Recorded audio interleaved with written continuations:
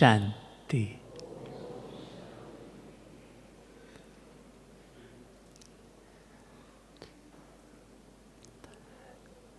बाबा के श्रीमत प्रमाण हम बच्चे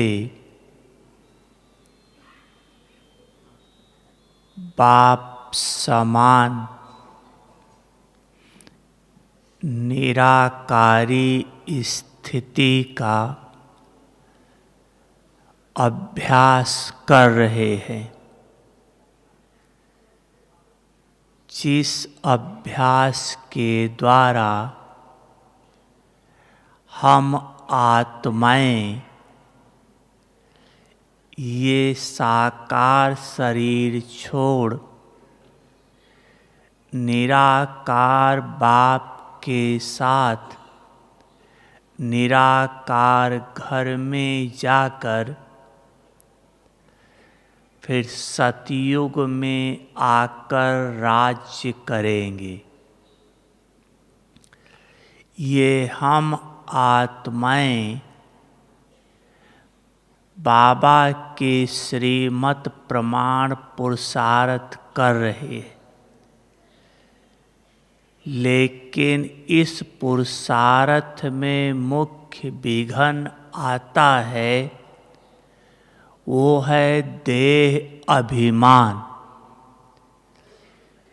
जैसे आज की मुरली में था, सुना होगा कि देह अभिमान आते ही माया का चमाट लगता है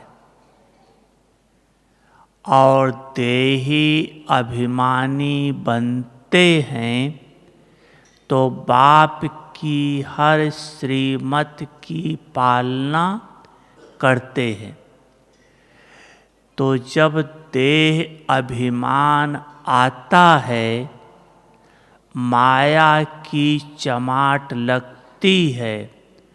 माया की चमाट अर्थात काम, क्रोध, लोभ, मोह, अहंकार किसी न किसी विकारों के वशीभूत हो जाना। तो जब आत्मा विकारों के वशीभूत होती है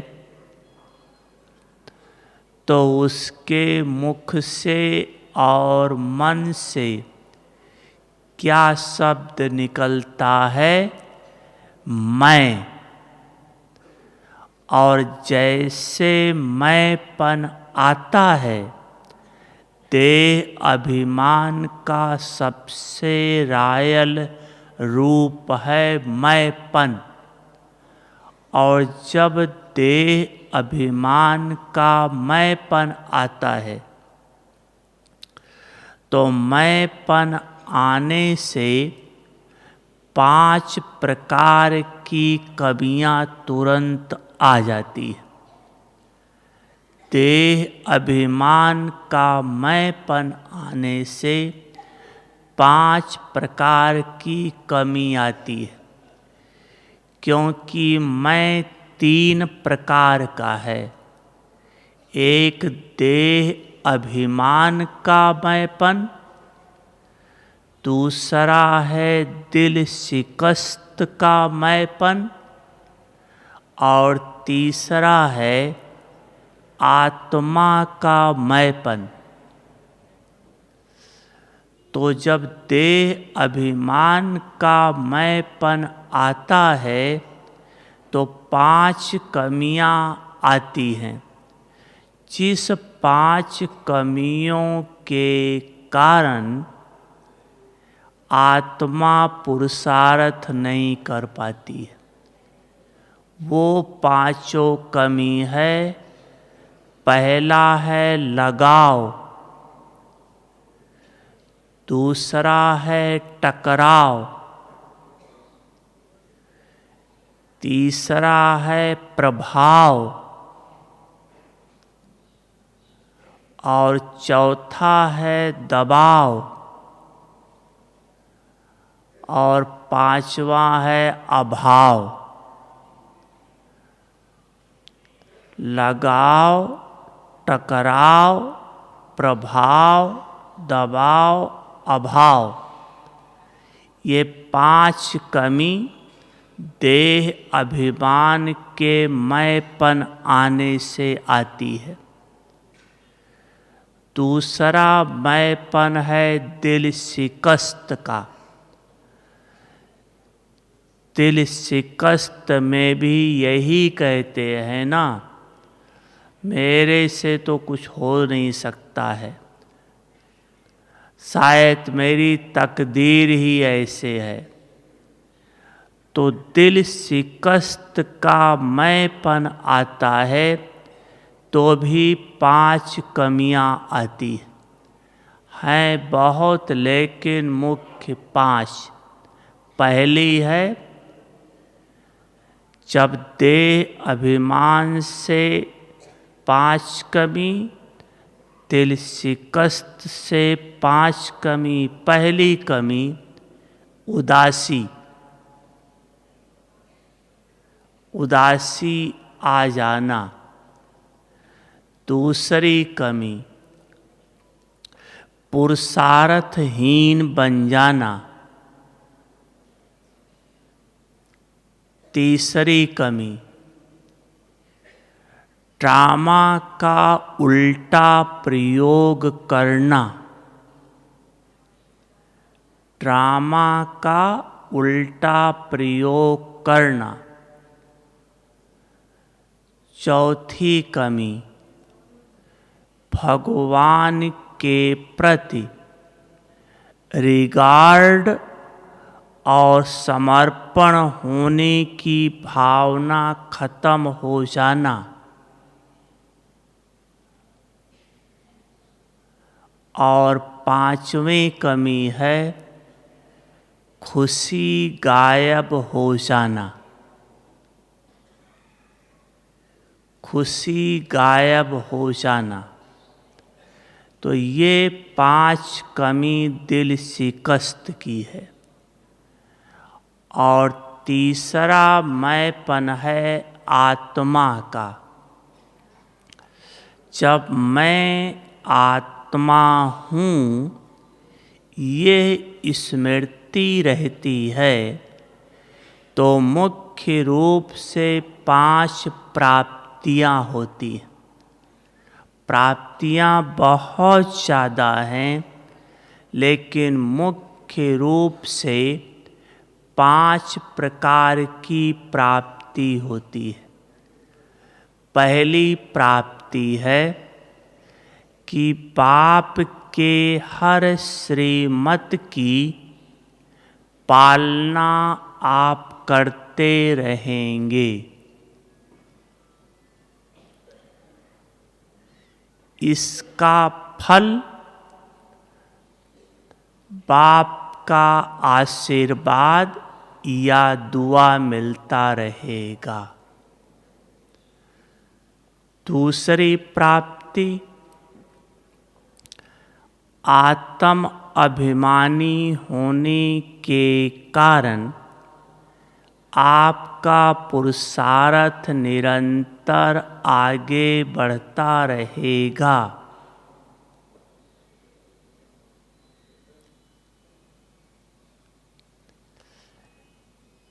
तीसरी प्राप्ति आप निरंतर योगी बन जाएंगे। निरंतर योगी बन जाएंगे। चौथी प्राप्ति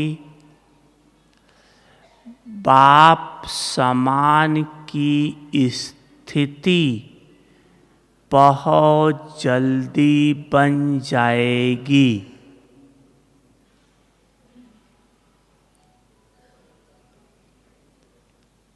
बाप समान की स्थिति बहुत जल्दी बन जाएगी।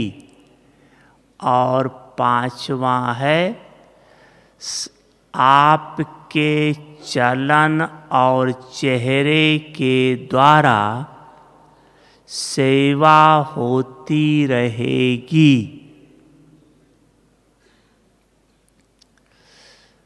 तो ये मुख्य 5 प्राप्तियां हैं। तो 2 मैंपन का त्याग करना है।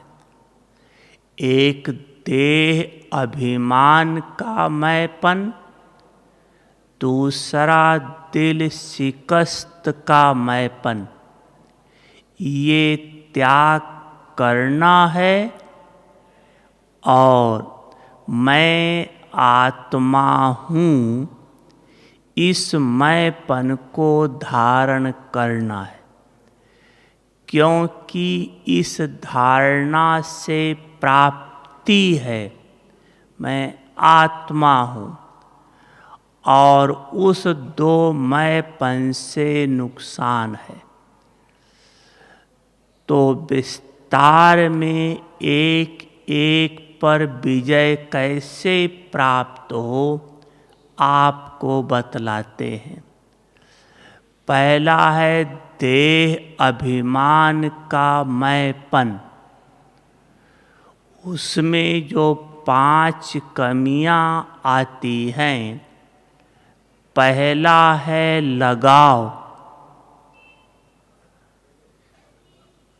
लगाव 2 चीज़ दुनिया में है, या तो व्यक्ति है या तो प्रकृति है। व्यक्ति और प्रकृति। तो चाहे व्यक्ति से हमारा संबंध है, चाहे लौकिक संबंध है, चाहे कार्य व्यवहार अर्थ संबंध है, लेकिन व्यक्ति से संबंध है। और प्रकृति से सुख प्राप्त होता है, साधन है। तो व्यक्ति और प्रकृति, इन दोनों में आत्मा आजकल आसक्त हो गई है। संबंधों में विकार आ गए। प्रकृति के प्रति भी लोभ वृत्ति बढ़ गई है। इस कारण से दुख मिलता है। तो जो संबंधों में लगाव आ गया है, जिसको मोह का रूप कहें, इससे कैसे मिटे।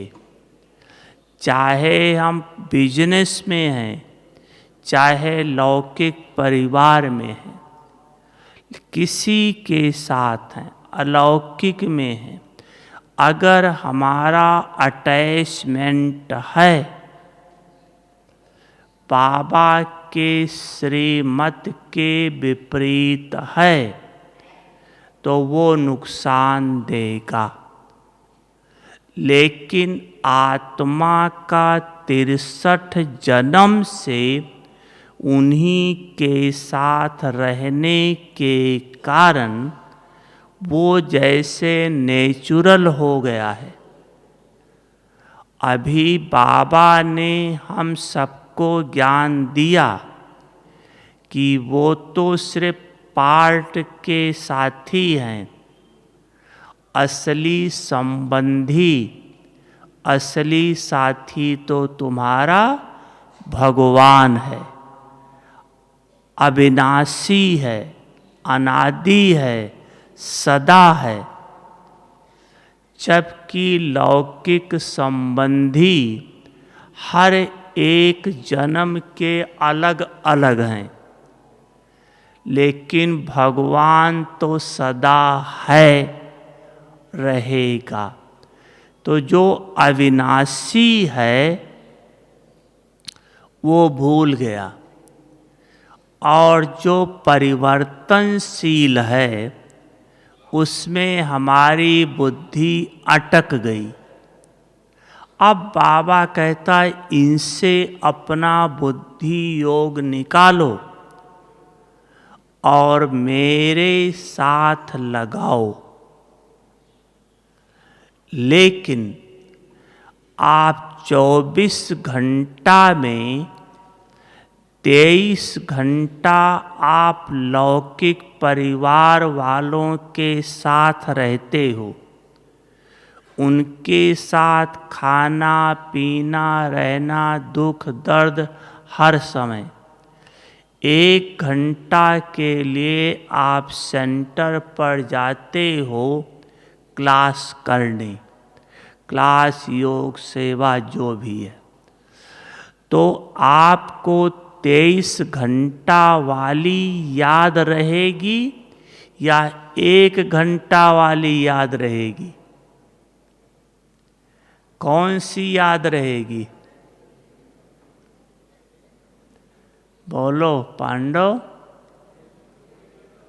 23 घंटा ना, क्योंकि रहते ही उन्हीं के साथ हैं, दुख सुख उनके साथ है। लेकिन बाबा कहता उनको भूलना है और एक मेरे साथ संबंध जोड़ना है। उसकी विधि है कि आप सोचो कि मैं आत्मा प्रेजेंट में ब्राह्मण आत्मा बनी हूँ। आप ब्राह्मण हैं ना, ब्रह्मा कुमार ब्रह्मा कुमारी है। तो जब आप ब्रह्मा कुमार या कुमारी हैं तो आपका प्रैक्टिकल में सर्व संबंधी कौन है? कौन है? शिव बाबा और ब्रह्मा बाबा। वही आपका माता पिता टीचर सखा स्वामी गुरु सब कुछ वही है। आपको लौकिक संबंध तब खींचता है जब आप ये भूल जाते हो कि मैं ब्राह्मण हूँ, बीके हूँ, ये भूल जाते हो और अपने को पुराना संबंध वाला ही शरीर समझते हो। मैं सास हूँ, बहू हूँ, बेटा हूँ, बेटी हूँ, पति हूँ, ये भान रहता है। इस भान के कारण आपका लौकिक के साथ अटैचमेंट होता है। आप इसी स्मृति में पैसा भी कमाते, इसी स्मृति में खाना भी बनाते, इसी स्मृति से व्यवहार में रहते हो। इस कारण से आपका अटैचमेंट बढ़ जाता है, लगाव हो जाता है। फिर इनसे छूटना चाहें तो भी नहीं छूट पाते। योग में बैठोगे तुरंत लौकिक की याद आ जाती है, काम धंधे की याद आ जाती है, क्योंकि उन्हीं के साथ रहे। लेकिन बाबा कहता सारे दिन के अंदर बार बार ये चेक करो कि मैं ब्राह्मण आत्मा हूँ, इस स्मृति में हूँ। मैं ब्रह्मा कुमार ब्रह्मा कुमारी की स्मृति में हूँ।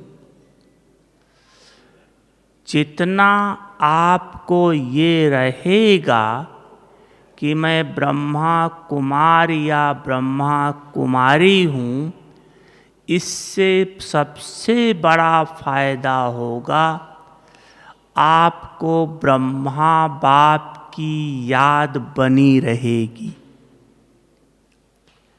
ब्रह्मा बाप की याद होने के कारण आपको ब्रह्मा बाप को फॉलो करना अति सहज हो जाएगा। अगर ब्रह्मा बाप को फॉलो कर लिया तो शिव बाप समान बनने में देरी नहीं है,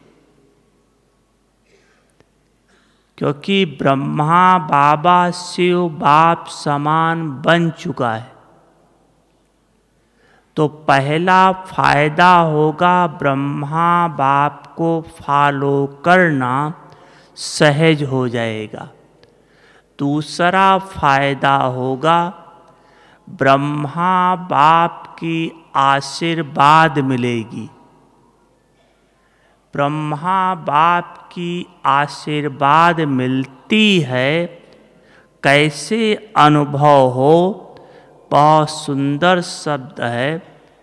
आपको अनुभव होगा कि जो भी आप पुरुषार्थ कर रहे हो, कर्म कर रहे हो, ब्रह्मा बाप को फॉलो कर रहे हो, उस कर्म में पुरुषार्थ में तो ऐसा महसूस होगा कि बाबा सामने खड़ा है, कहता है शाबाश बच्चे, शाबाश बच्चे, शाबाश बच्चे।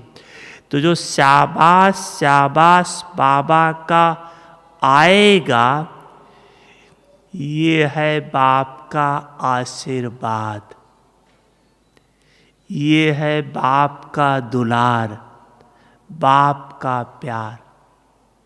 और ब्रह्मा बाप की याद रहने से तीसरा फायदा होगा कि शिव बाबा की याद निरंतर बनी रहेगी। फिर 2 दिन पहले भी बाबा ने मुरली में कहा था कि कई बच्चे कहते हमारा डायरेक्ट शिव बाबा से कनेक्शन है, ब्रह्मा को नहीं मानते। तो शिव बाबा ने कहा था ये भी देह अभिमान है। शिव बाबा बिना ब्रह्मा के कुछ दे नहीं सकता है, ब्रह्मा थ्रू है। तो अगर ब्रह्मा बाबा की याद है तो शिव बाबा की याद रहेगी ही रहेगी, अर्थात बाप दादा दोनों कंबाइंड हो जाएंगे। तो लगाव से मुक्ति की विधि है सदा अपने को ब्रह्मा कुमार ब्रह्मा कुमारी समझो। मुझ ब्राह्मण आत्मा का सर्व संबंधी बाप दादा है।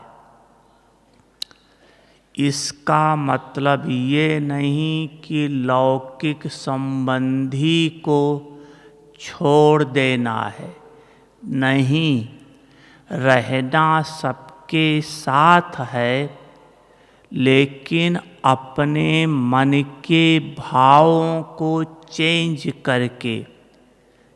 जैसे मान लो आपकी बेटी है या बेटा है, कोई भी रिश्ते का है, मान लो बेटी है, अगर आप उसको इस स्मृति से देखा कि ये मेरी बेटी है, तो उस समय क्या आप ब्रह्मा कुमार या ब्रह्मा कुमारी हैं उस समय? क्या ब्रह्मा कुमार ब्रह्मा कुमारी को बेटी होती है? उस समय आप ये भूल गए, आप अपने पास्ट जीवन को देख रहे, पास्ट जीवन से समझ रहे हैं ये मेरी बेटी है, मैं इसका बाप हूँ या इसकी माँ हूँ। ये तो आप जब शिव बाबा के नहीं बने, ब्राह्मण नहीं बने, तब आप थे। अब तो आपका खुद ही माता पिता शिव बाबा हो गया। अभी तो आप खुद ही आप बाबा के बच्चे बन गए।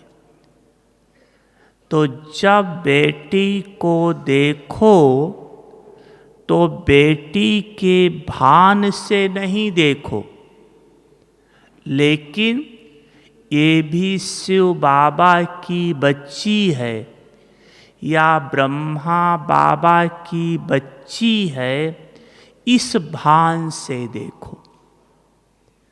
तो ब्रह्मा बाबा की बच्ची है या शिव बाबा की बच्ची है, तो आपका उस आत्मा से बहुत रूहानी प्यार उत्पन्न होगा और उस आत्मा का भी बाबा की तरफ बुद्धि योग जाएगा। तो परिवार में रहते हुए दोनों अलौकिक हो जाओगे। ये बहुत सुंदर विधि है परिवार में रहते हुए न्यारा बनना, लगाव मुक्त बनना, नष्टो मोहा बनना। छोड़ नहीं सकते हैं, लेकिन नष्टो मोहा बनना जरूर है। दूसरा है टकराव। आपस में टकराव क्यों होता है? चाहे व्यक्ति व्यक्ति से, चाहे परिवार परिवार से, समाज समाज से, सेंटर सेंटर से, किसी से भी टकराव क्यों होता है? उसका एक ही कारण है, मिसअंडरस्टैंडिंग। एक दूसरे के मन के भावों को ठीक से ना समझना। जैसे आपको एक हम अपना उदाहरण देते हैं जो प्रैक्टिकल मेरे साथ बीता है। हम जब इस ज्ञान में चले, दिल्ली में थे, तो रेलवे में नौकरी करते थे, तो जो पेमेंट मिलती थी सीधी तनख्वाह लाकर टीचर के हाथ में दे देते थे। सोचते थे मेरे पास रहेगा तो पैसा ज़्यादा खर्चा हो जाएगा, इसलिए टीचर के हाथ में दे देते थे और जितनी ज़रूरत होती थी मांग लेते थे, टीचर बहन देती थी। तो ऐसे कुछ दिन के बाद ठंडी का दिन आया, जैसे अब ठंडी आई है, तो ठंडी लगी तो मैंने टीचर बहन से कहा मुझे 30 रुपये दे दो। उस समय 30 रुपये का गरम साल मिलता था, ये 72 की बात है। मैंने कहा मैं 30 रुपये दे दो, 1 साल लेना है। जब बहन जी जो टीचर बहन थी, बैंक में जॉब करती थी, टाइम हो गया था, वो जा रही थी, तो उन्होंने कहा नहीं अभी पैसे नहीं दूंगी। अब वो इतना कहकर तो चली गई कि अभी पैसे नहीं दूंगी। इधर मुझे साल लेना था और बहन जी ने पैसा के लिए मना किया। अब मेरे अंदर निगेटिवपन का तूफान उठ गया कि मेरा पैसा मेरे को ही बहन जी मना कर रही है, हमको ही नहीं दे रही है और खुद 2-2 साल ओढ़ के घूम रही है। ऐसे नेगेटिव संकल्प चलने लगा। और यहाँ तक संकल्प चल गया, क्योंकि जब नेगेटिव चलता है तो एक के पीछे दूसरा, दूसरे से तीसरा, तीसरे से चौथा विकराल रूप ले लेता है। तो संकल्प आ गया, अब हम इस आश्रम पर नहीं जाएंगे। तो ऐसे सोचते रहे, रात को नींद भी नहीं आई। लेकिन कहीं रात को थोड़ी नींद आई तो 2 बजे रोज सुबह उठते थे, 2 बजे फिर आँख खुल गई। तो जैसे उठ करके थोड़ी देर योग करते थे, फिर उसी समय खाना बनाते थे, 5 बजे तक नाश्ता कर लेते थे, फिर दोपहर का खाना टिफिन में लेकर सेंटर पर जाते थे। 5:30 तक सेंटर की सफाई, झाड़ू पोंछा लगाना करना ये करते थे। तो 2 बजे उठे, योग किया जैसे रोज करते थे, खाना बनाया, नाश्ता किया। अब जब टाइम हुआ 5:30 बजे का, इतनी जोर की खींच हुई सेंटर की तरफ जाने का कि अपने को कंट्रोल नहीं कर पा रहे थे। तो मैंने संकल्प किया, अच्छा सेंटर पर तो जाऊंगा, लेकिन मैं क्लास में सबसे पीछे बैठकर ऐसे सिर नीचे किए हुए मुरली सुन के चुपचाप चलाऊंगा। और यही सोच करके मैं चला। थोड़ा लेट हो गया इन संकल्पों के उलझन में। तो जब मैं 5:30 बजे नहीं पहुंचा तो बहन जी को संकल्प चला कि शायद मैंने कहा था इसके कारण तो नहीं उसको फीलिंग आ गई। तो बहन जी ने क्या किया, 2 साल ले करके वो गेट पर खड़ी हुई थी। तो जब मैं आया, ऐसे सिर नीचे किए हुए जा रहा था, तो मैं तो देखा नहीं इधर उधर। तो बहन जी ने कहा, रामलोचन भाई ओम शांति। अब बहन जी जब बोल ही रही है तो खड़ा होना पड़ा, ओम शांति रिस्पांस देना ही पड़ा। और जब ओम शांति मैंने कहा, फिर रिटर्न में बहन जी ने तुरंत 2 साल दिया। मैंने कहा, बहन जी कल पैसा मांगा और आपने दिया नहीं, आज आप 2 साल दे रहे हो। तो बहन जी ने कहा, मेरे पास 5 साल पड़ा है बेकार में। तो मैं कहा, वही आपको दे दूंगी, आपका पैसा बचा रहेगा। अब देखो बहन जी की मेरे प्रति कितनी शुभ भावना, कितनी महान भावना, और हमारा कितना निगेटिव संकल्प। तो ये तो चलो अगले दिन तक खत्म हो गया, बाबा की शक्ति थी, बाबा की दया दृष्टि थी, हो गया। नहीं तो इस मिसअंडरस्टैंडिंग से ज्ञान छोड़ने तक की नौबत आ गई थी। तो जो टकराव होता है, इसका मुख्य कारण है मिसअंडरस्टैंडिंग। एक दूसरे को ठीक से ना समझना, तुरंत उतावलापन में आकर जवाब दे देना, इस कारण से टकराव होता है। जब कोई कुछ भी कहता है, थोड़ी देर बाबा को सामने लाकर उस चीज को सोचो। जहाँ बाबा सामने आ जाएगा, बात यथार्थ क्लियर हो जाएगी, तो टकराव खत्म हो जाएगा। दूसरा है, तीसरा प्रभाव।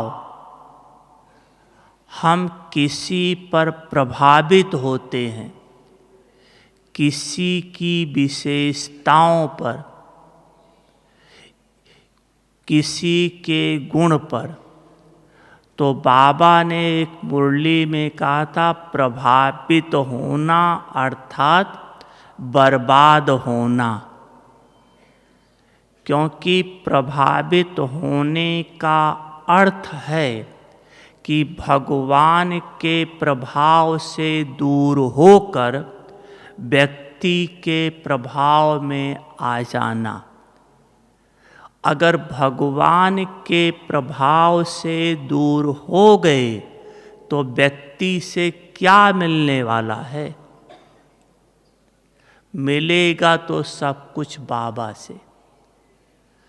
तो एक प्रश्न उठता है, तो क्या हम किसी की विशेषता ना देखें? क्या किसी की विशेषता का वर्णन ना करें? जबकि बाबा कहता विशेषता ही देखनी है। विशेषता देखो, वर्णन करो, लेकिन इस संकल्प के साथ कि इस आत्मा में जो ये विशेषता है, शुक्रिया बाबा, आपने इसमें इतनी विशेषता भर दी है। मीठे बाबा, आज से हम आत्मा भी पुरुषार्थ करेंगी, इस आत्मा जैसी विशेषता धारण करके बाबा का नाम बाला करूंगी, आपका नाम बाबा बाला करूंगी। बीच में बाबा को डालो। विशेषता बाबा की देन है। पहले ये विशेषता उस आत्मा में नहीं थी। पहले तो काम, क्रोध, लोभ, मोह, अहंकार था। जब ज्ञान मिला तब ये विशेषता आई। तो ये विशेषता तो बाबा की देन है। तो किसी की विशेषता को देखते हुए उस पर प्रभावित नहीं हो, लेकिन बाबा को थैंक्स दो और अपने में भी वो विशेषता धारण करने का संकल्प करो कि हम भी ऐसी विशेषता धारण कर इस आत्मा जैसी महान आत्मा बनूंगी। इससे आपका कल्याण और उस आत्मा के प्रति आपका रूहानी प्यार उत्पन्न होगा, अलौकिक प्यार उत्पन्न होगा, जिससे दोनों आत्माओं का कल्याण होता रहेगा। चौथा है अभाव। अभाव माना कमी। ये आप बाबा की मुरली में सुनते हैं, अपरापत कोई वस्तु नहीं ब्राह्मणों के खजाने में। अगर ब्राह्मण आत्मा को कोई चीज की कमी है, जितनी आवश्यकता है, लालच नहीं, आवश्यकता है, अगर उसमें कमी है तो अभी आप सच्चे ब्राह्मण नहीं बने हो।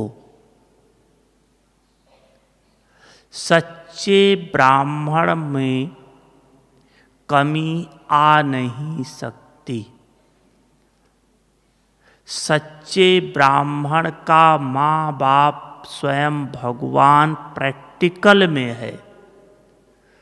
ऐसे बच्चे को कोई भी चीज ना स्थूल ना सूक्ष्म, दोनों कभी नहीं आएगी।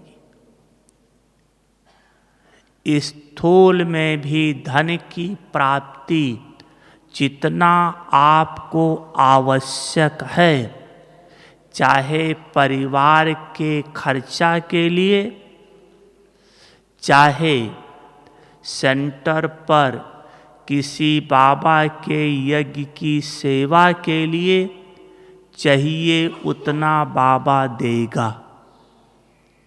अगर आप सच्चे ब्राह्मण हैं तो सच्चे ब्राह्मण माना एक बाप दूसरा न कोई स्मृति में और ब्रह्मा बाप को फॉलो करने वाला, कदम पिछाड़ी कदम रखने वाला सच्चा ब्राह्मण। ऐसे ब्राह्मणों के लिए भगवान बांधायमान है।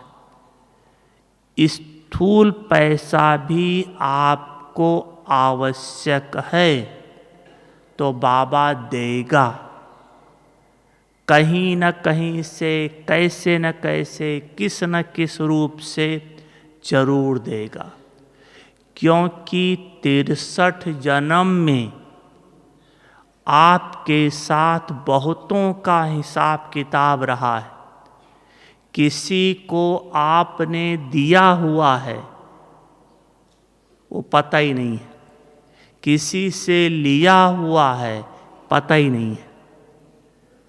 लेकिन जब आप बाबा के बनते हैं, कल्प का अंत का समय है, तो बाबा वो सब खाता आपको दिला देता है। जैसे एक छोटा सा उदाहरण देता हूँ। यहाँ गुजरात का एक बहन थी जिसका नाम था छुग्गी दादी।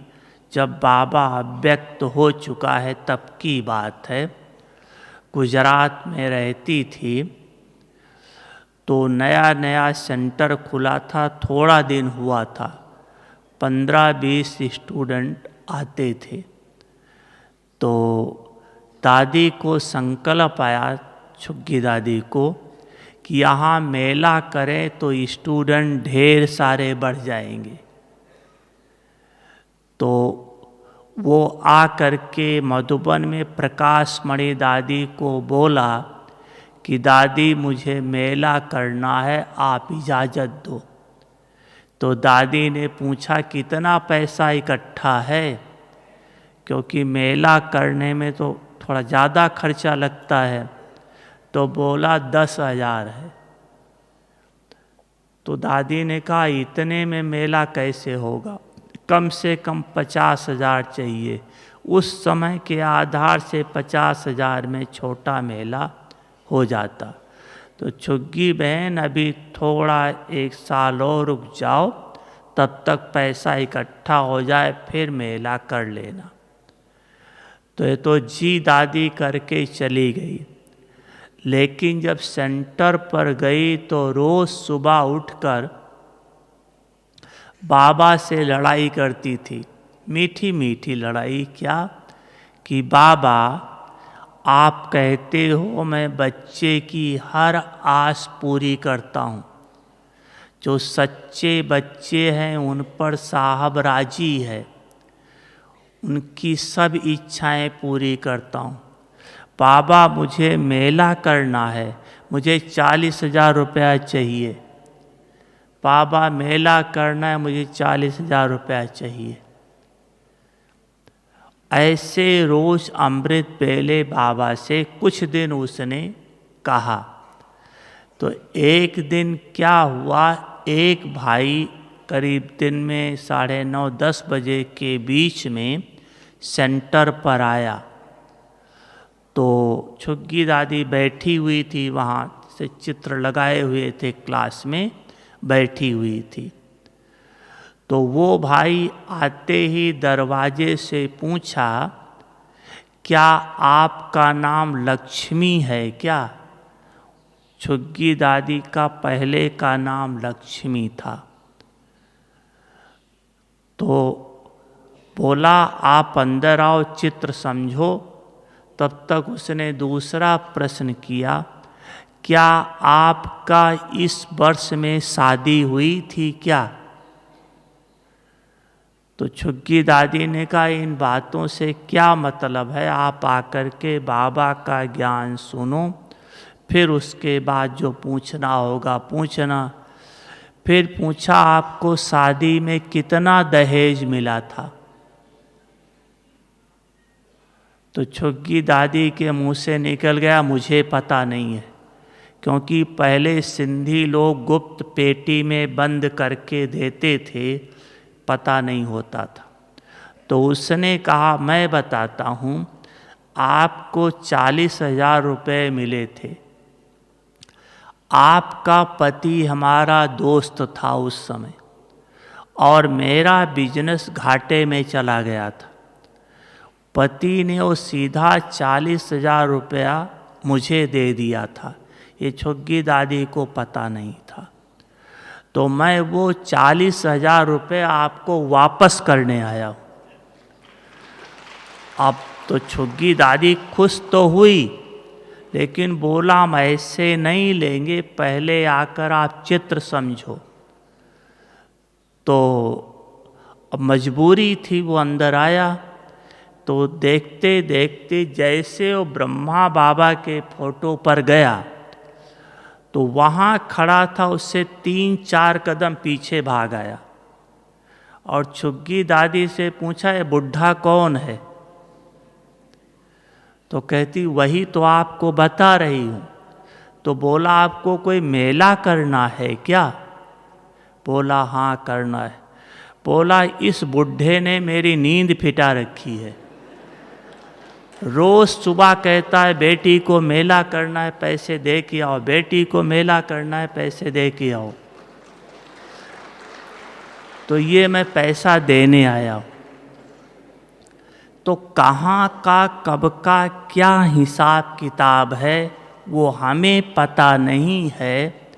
बाबा के सच्चे बच्चे बनकर रहो, बाबा आपको देगा, ये बाप की गारंटी। सिर्फ बस मेरा बाबा दिल से को और सच्चे बनकर रहो, तो कोई कमी नहीं रहेगी।